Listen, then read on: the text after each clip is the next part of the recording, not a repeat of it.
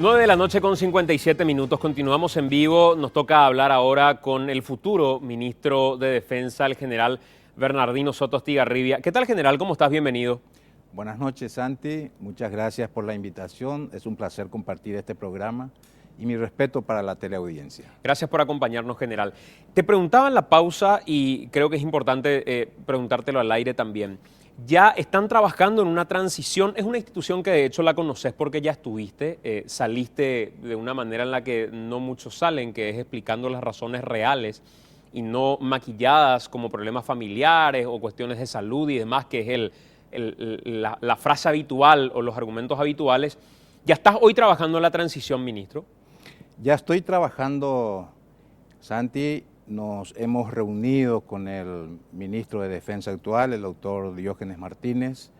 Ya nos estamos informando de los pormenores, iniciando ya el trabajo serio encaminado a que el 15 de agosto podamos asumir, conociendo todo lo que pasa dentro del sector defensa. La verdad que es una ventaja conocer la conducción de las fuerzas militares y conocer también ya el desempeño como ministro de Defensa. Es la segunda oportunidad y tengo que agradecer al presidente electo, Mario Benítez, por haberme concedido este honor, y es una gran responsabilidad que sin duda me obliga a desarrollar los mejores de mis esfuerzos para ayudar en algo a que el sector de defensa pueda mejorar. Si tuviéramos que retroceder en el tiempo, retrotraernos a aquel momento en el que salías, renunciabas al Ministerio de Defensa, las críticas eran duras, fuertes. ¿Hoy mantenés cada una de esas palabras respecto a cada uno de esos protagonistas, ministro? De hecho, tenemos que ser coherentes con lo que hacemos, con lo que decimos. Mantengo, solo que ya he dado vuelta a la página y estoy mirando el futuro. Quiero más hacer ya todo lo que pueda hacer encaminando a mi desempeño como ministro de Defensa con el futuro gobierno. Pero mirar al futuro y recordando lo que fue el pasado implica de alguna manera ser coherente con aquellas Fuerzas Armadas y la conducción que habías de alguna manera criticado, que va a ser parte de las Fuerzas Armadas que vas a terminar encontrando. Claro. Yo, Santi, estoy comprometido con el pensamiento institucional que debemos tener. La Fuerza Armada es una institución a la que le tengo un inmenso cariño. Y todo lo que yo pueda realizar dentro de ese pensamiento, voy a hacer de tal suerte a que la Fuerza Armada pueda encaminarse en el sendero que le corresponde. La institucionalización es importante. La profesionalización es sumamente importante. Son dos factores. La institucionalización se refiere al respeto a las normas, a hacer que las Fuerzas Armadas encamine su destino sin ninguna influencia, ya sea de actores o factores externos a la institución, que pueda perjudicar la organización, que pueda perjudicar el destino o las promociones de los oficiales. Para ello tenemos un plan de carrera, eso es profesionalización, que se respete el plan de carrera, que el oficial entienda dónde se encuentra y hacia dónde tiene que encaminar su trayectoria profesional si piensa llegar a cargos importantes, a una graduación importante. Es ahí cuando se conjugan la institucionalización y la profesionalización. En una conversación que había tenido aquí en este mismo programa con el electo presidente Mario Abdo Benítez, le decía respecto a las Fuerzas Armadas precisamente, ¿hay forma de tener una foja de servicio y a la hora de decidir reducir el margen de error diciendo, me voy a jugar por esta persona, porque la foja de servicio es impecable, no tiene ningún sumario, ha realizado todos estos cursos y los ha llevado de manera más óptima posible? ¿Hay forma de llevar adelante una política de ese tipo o la política que necesariamente va a seguir perdurando en las fuerzas militares es la del cuboteo, la del padrinazgo, la de quien políticamente tenga alguna afinidad? Tiene que desaparecer el padrinazgo, el amiguismo. Es momento en que las Fuerzas Armadas tienen que aplicar realmente el plan de carrera. Y es muy fácil determinar quién es mejor que otro. Y lo ideal es para que sea un estímulo que los que van a encumbrarse en los lugares importantes sean como un ejemplo para los subordinados. Los subordinados tienen que estar diciendo, bueno, fulano llegó a ser comandante, llegó a ser general, es de buena trayectoria, se le conoce como buenos oficiales los que están llegando. Eso va a ser un estímulo para los subordinados que están mirando. Pero si cualquiera llega como protagonista de haber sido ahijado de algún actor político o incluso de un actor militar, entonces la gente dice, ¿para qué vamos a capacitarnos? ¿Para qué vamos a cuidar nuestra conducta? Porque cualquiera llega. Entonces ese es un aspecto muy importante. Yo quiero nomás poner como ejemplo para que puedas entender de que sí es posible. Por ejemplo, cuando yo fui comandante de las fuerzas militares, hemos implementado un reglamento de selección para los agregados militares, fácilmente aplicable, en donde se considera de manera objetiva, y eso nadie te puede cambiar, las calificaciones obtenidas como cadete, como egresado de la Academia Militar, Claro. multiplicado por un coeficiente.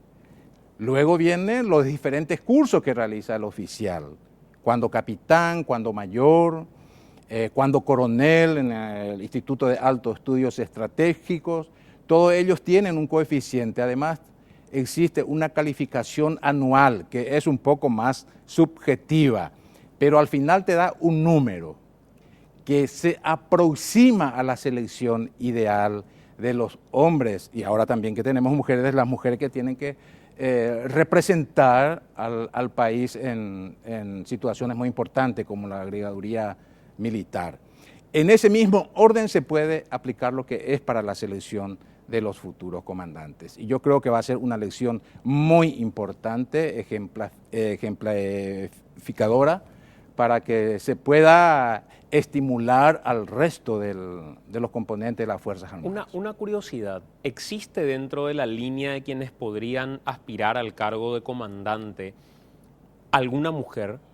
Hoy existe ya dentro del tiempo que ha pasado, de la carrera hecha, del grado al que ha llegado, ¿alguna mujer que esté en esa línea o no? No existe, porque las primeras egresadas, no me acuerdo muy bien, pero fueron en el año 2003, aproximadamente 2000.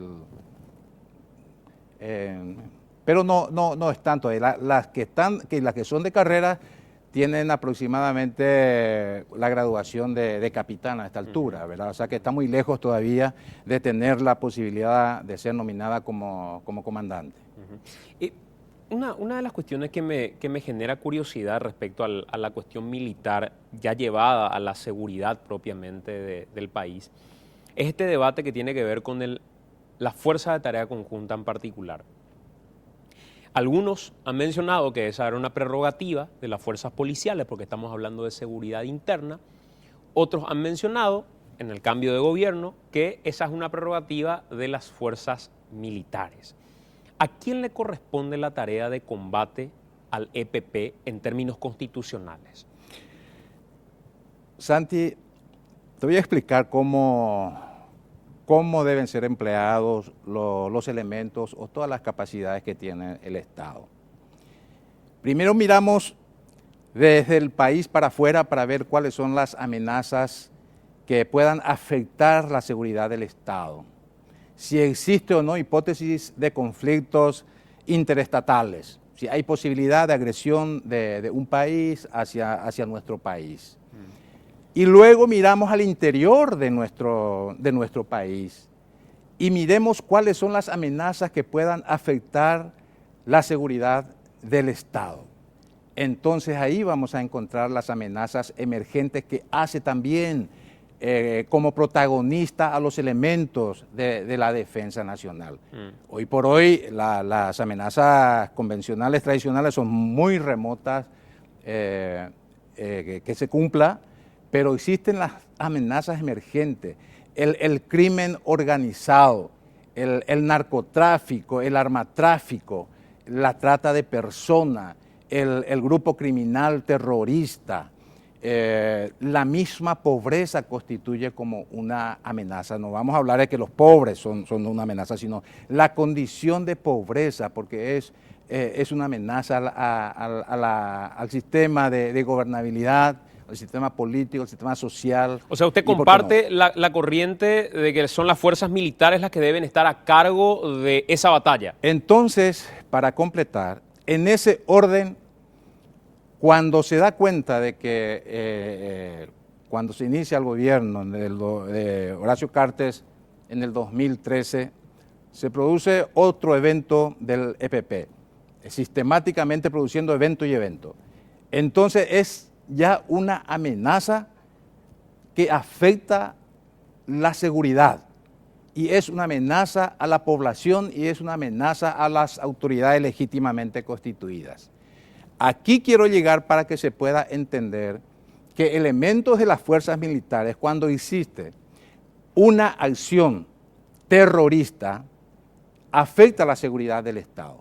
Y este grupo criminal es un grupo criminal que realiza acciones terroristas. Pero el estatus de terrorista implica beligerancia. No. Esa es la equivocación de la gente.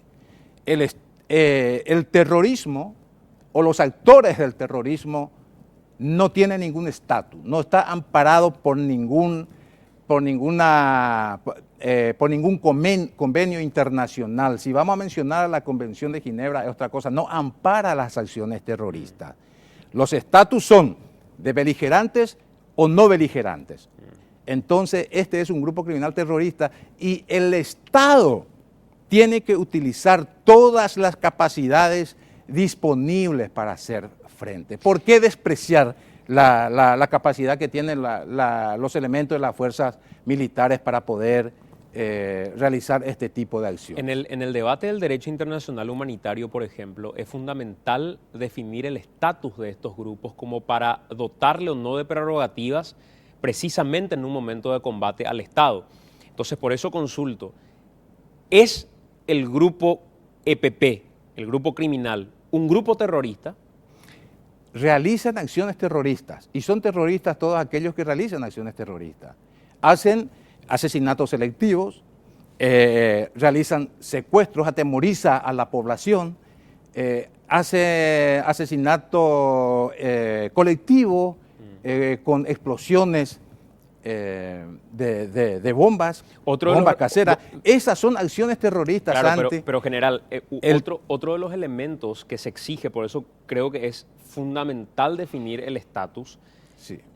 Dentro del derecho internacional humanitario, uno de los elementos fundamentales que se establece para otorgar el estatus de terrorista, de beligerante, es que tenga el control de un territorio determinado. Y yo creo que hasta hoy, aunque sabemos que el EPP está en San Pedro o sabemos que está en Concepción, el Estado formalmente no ha declarado que esa zona está controlada por el EPP. En parte tenés razón. La Convención de Ginebra y todos los protocolos adicionales determina quiénes son beligerantes. Beligerante se le va a considerar a un grupo subversivo que pueda posicionarse en un terreno donde el Estado pierde soberanía. Exacto.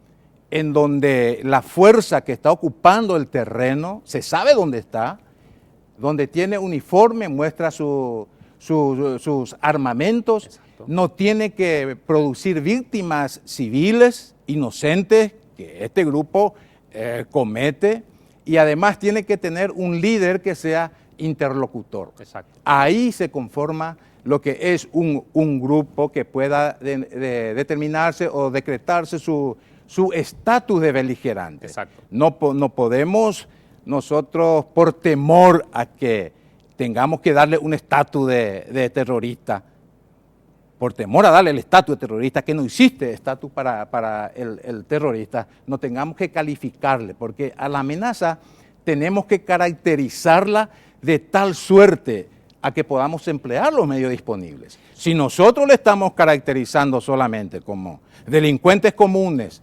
o todas las acciones que realizan son de delincuentes comunes, no vamos a poder utilizar todas las capacidades que que tiene el Estado. Solo que considero, ministro, que el caracterizarlos con fines estratégicos es una vía, pero el caracterizar con fines estratégicos cuando salpica lo legal y termina otorgándoles un estatus que no tienen, el Estado termina cometiendo algún tipo de error. No. Hace poco, ministro, en la semana en realidad, tuve la ocasión de tener una charla muy interesante con el expresidente de Colombia, Álvaro Uribe. Sí. Álvaro Uribe es considerado en Colombia como el hombre que, incluso sus detractores consideran, se animó a combatir a las FARC. Las calles estaban tomadas por el grupo criminal. Sí. La gente no podía salir a las calles. Sí.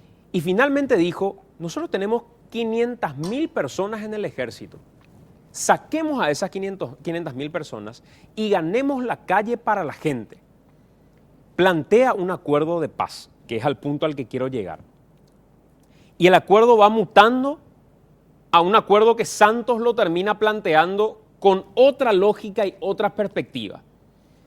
Me dice el expresidente Álvaro Uribe, yo estoy de acuerdo con negociar porque es el precio de la paz, pero no estoy de acuerdo que queden sin cárcel aquellos que han cometido crímenes atroces, que es diferente a aquellos que han activado en estos grupos guerrilleros, a quienes podemos darles ciertas concesiones en el marco de una negociación con el objeto de obtener la paz. En la lógica del futuro ministro de Defensa, ¿hay un escenario favorable como para generar un acuerdo de paz con este grupo? No existe, Santi, de ninguna manera puede existir. Es un grupo terrorista, no tiene un líder que sea interlocutor. Colombia, por la envergadura de esta fuerza, porque Colombia también le caracterizó como terrorista a la FARC. No le había dado el estatus de beligerante en ningún momento, sino solamente una caracterización de terrorista por todas las acciones que estaba realizando. Yo no veo ninguna posibilidad de que exista algún tipo de negociación con los miembros. Sí existe la posibilidad de que ellos asuman de repente una convicción de que debe terminar y pueda terminar de movilizarse. Pero una negociación del Estado paraguayo con este grupo criminal de ninguna manera, ¿no? ¿Y cuál sería el planteamiento para desmovilizarlos? Yo creo que ellos no se van a desmovilizar. No creo porque están, pienso, con una ideología que a esta altura tampoco sé si estará sosteniendo. Ellos iniciaron esta lucha reivindicando la lucha armada con un objetivo político, pensando incluso en llegar al poder, un pensamiento, no sé cómo calificarlo, ¿verdad? Pero con este grupo no se puede llegar a lo que ellos pretenden y serán ellos mismos los que se desmovilicen o seguirá la lucha por parte de la Fuerza de Tarea Conjunta, que estamos convencidos de que tiene que seguir allá, porque es importante la presencia. Si bien es cierto, se puede objetar porque no está logrando objetivos más importantes que la misma sociedad está esperando, de detener o de aniquilar a los grupos del EPP. Es importante por el hecho de que parcialmente ha logrado resultados que no debe ser considerado negativo, por supuesto. Terminar con la ACA, una agrupación que ha causado también mucho daño. Fueron 19 fallecidos aproximadamente de esa agrupación. Y bueno, y la presencia de la Fuerza Tarea Conjunta hace que este grupo tampoco vaya a crecer discrecionalmente. Lo que se ha generado en Colombia es básicamente el debate general entre quienes directamente no están de acuerdo con este acuerdo de paz, valga la redundancia, y dicen, no puede ser que a criminales los tratemos de esta manera, que puedan ocupar lugares en el legislativo, que puedan finalmente estar libres sin pagar por sus pena por sus culpas ni nada que se le parezca, aunque la integración de un tribunal especial por la paz todavía está pendiente, que va a ser el tribunal que va a juzgar a estos grupos criminales. Pero hay otro grupo que dice, nosotros estamos de acuerdo con esto que se hizo en Colombia, porque es el precio de la paz. El precio de la paz. Gracias a eso, es la primera elección en Colombia que se desarrolló este fin de semana que no tuvo barricadas, que no tuvo urnas que se hayan robado, colegios electorales que se hayan volado. Entonces el colombiano dice, si ese fue el precio de la paz, adelante. ¿Cuál cree usted debería ser la estrategia en Paraguay como para lograr paz sin necesidad de poner al Estado en situación similar a un grupo criminal? Es muy difícil lo que estás planteando, Santi, porque la diferencia es abismal. Comparando la FARC con lo que es el grupo EPP, es un grupo muy pequeño. La FARC tiene una estructura militar, económica y ahora política.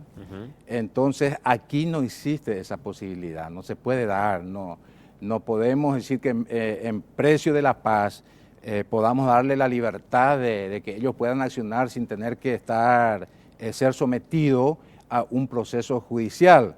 Quizás para los colombianos es importante como precio de la paz, y a pesar de que la mitad de Colombia dice que no está de acuerdo. Exacto. Y la mitad dice que sí.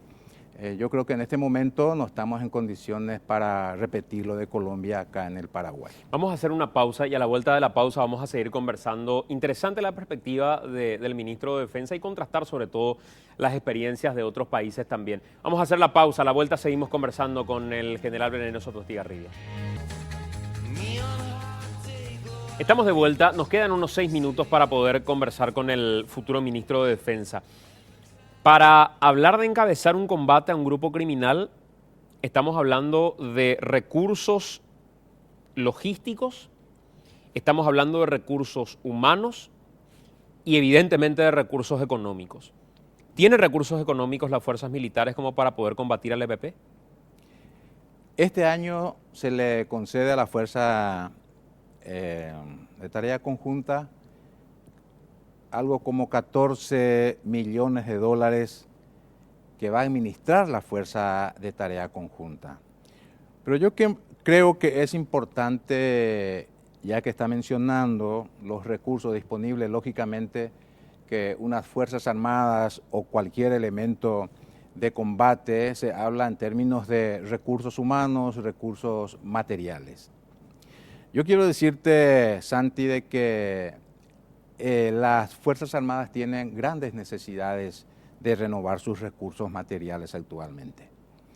Tenemos una estructura grande dentro del ámbito del Ejército, por ejemplo, que no se compadece con los recursos materiales y humanos que están disponibles en las Fuerzas Armadas. Nosotros pensamos que primeramente se tiene que acomodar la estructura a los medios disponibles, de tal suerte atentar de que todas las unidades puedan ser operativas. Y cuando hablamos de volver operativas las unidades, estamos hablando justamente de todos los elementos que está mencionando, recursos humanos y recursos materiales. Yo quiero aprovechar esta oportunidad con la finalidad de crear una conciencia colectiva de que sería importante comprender que las Fuerzas Armadas tienen que ser revitalizadas. Tienen que ser renovados sus materiales obsoletos, la precariedad en que se desenvuelve en cuanto al adiestramiento militar. Si nosotros no revertimos esa situación, estamos llamando a que las Fuerzas Armadas puedan ser absolutamente inoperativa en corto tiempo. Hoy por hoy existen algunas pequeñas unidades que tienen condiciones y la mayoría, esa estructura grande de Fuerzas Armadas que estamos viendo, carece de operatividad. Por eso tenemos que tener la conciencia de de fortalecer esta institución que es muy importante para la existencia misma del Estado.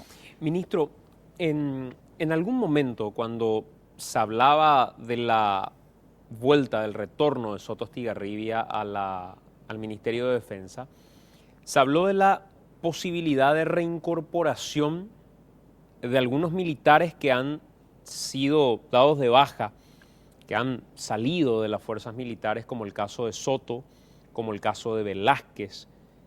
¿Eso está dentro de la posibilidad? Existe, eso es lo que estaba diciendo Santiago, la influencia de los actores y de los factores que hacen a debilitar a las Fuerzas Armadas, la institucionalidad de las Fuerzas Armadas. Se dio el caso, por ejemplo, del comandante del ejército después de un mes y un poco, 22 días aproximadamente, fue destituido por ser hermano del candidato a gobernador de Itapúa. Caso de Soto. Esa es una injusticia tremenda, el caso de Cáceres.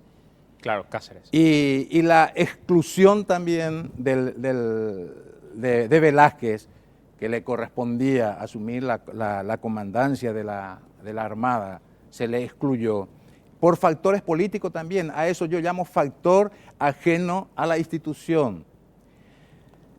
Y la reparación de la injusticia también es importante, forma parte de la institucionalidad. Hacer de que no vuelva más a existir este tipo de acciones dentro de las Fuerzas Armadas. Yo no sé si podrá ocurrir o no lo que estás planteando, pero veremos qué pasa. Pero cuando hablas de reparación de injusticia, ¿esa reparación es la restitución, ministro? La reparación, si se habla de injusticia, es la reparación en los cargos, ¿verdad? Es la única manera de que se pueda reparar una injusticia. Pero hoy nosotros no estamos hablando. Estatutariamente está permitido eso. Está permitido que alguien que haya sido destituido posteriormente retorne ya habiendo sido destituido. Ocurrieron varios casos. Existe precedentes de ese tipo de situación. Los oficiales pueden pasar a retiro, pueden ser reincorporados, pueden solicitar su reincorporación, depende del Tribunal de Calificaciones, y el presidente de la República, en su carácter de comandante en jefe, tiene la atribución discrecional para decidir sobre eso. ¿Y usted considera que esa sería una reparación oportuna? Yo no sé en este momento si hablar de esa manera, pero si vamos a hablar de una reparación, de una de las formas de reparación, es una acción que se puede realizar. Todo va a depender de cómo considere seguramente, si se plantea. Hasta el momento no se ha planteado, hasta el momento no se ha planteado nada. Gracias por acompañarnos, general, y seguro vamos a seguir conversando porque hay muchas cuestiones que seguramente tienen que ver con ese camino de institucionalizar las fuerzas militares, donde parte de aquellos que han hecho carrera verdaderamente lejos de los padrinazgos estarán esperanzados en tener unas fuerzas militares profesionales y lejos de las prácticas que criticamos, creo que permanentemente. Así que seremos observadores de toda esa gestión, general. Así va a ser, Santi, y yo sé que los oficiales que confían en sí mismos, que creen en su capacidad y que ha cuidado una conducta por 30 años, está pensando de esa manera, que se haga justicia con ellos y que vayan a lograr los mejores cargos y las mejores graduaciones, aquellos que realmente se merecen. Muchísimas gracias por tu invitación y hasta cuando guste.